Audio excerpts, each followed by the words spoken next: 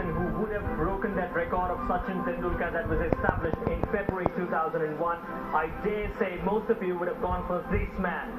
And how true most of you were. It is an incredible achievement from Virender Sehwag, and he deserved every bit of accolades. And what an unbelievable performance it was. At most levels, you will have to say that he batted like a saint in a very different sense of the way, because he was not bothered about the fours or the sixes. He was not bothered about where the team was headed, because he was there, and he was there to hit the ball hard. An incredible performance coming through. Salute the master. Unbelievable. The thing with Sehwag's milestones is that they seem incidental. It seemed like he was going to bat in a certain fashion. The double 100 came. I'm sure it's there somewhere in his mind, but it's something that happens. He doesn't change his game for that. And we talked about the same thing about, resisting temptations of going for that milestone, slowing down a bit, because he was batting on 170 and there were 13 overs to go in the inning. But he still batted in the same fashion, still continued to take the same kind of risk to get to that milestone. It is just almost inhuman the way he goes about his business. And getting to a double 150 was cricket.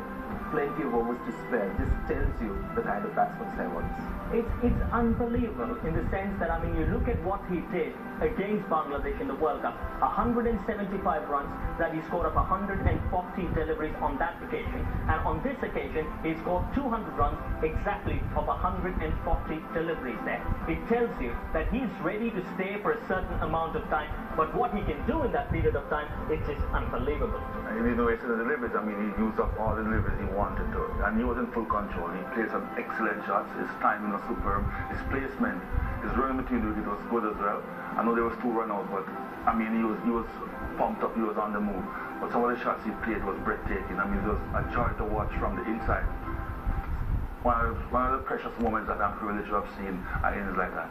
I know, at some level you're wondering, are we talking about 20 overs of power play, or are we talking 50 overs of power play? And are we seriously looking at 11 men from the opposition actually taking the field? Because such is the precision with which he pierces the ground.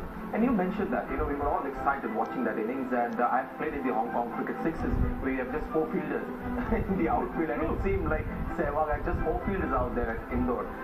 Just tremendous. And I think he assessed the batting conditions quickly and played in that fashion. Just tremendous cricket. Great to just enjoy. And Madhya Pradesh Tourism, I think, have got a new slogan to boast of. This is the land of one-day international 200s. It is quite incredible. What told me the story about Virender Sehwag was when he reached 100.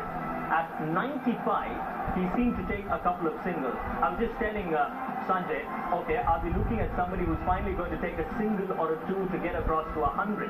And then at 97, he slashes the ball hard. The point fielder is unable to tack it. He goes through his hands and then goes screaming to the boundary.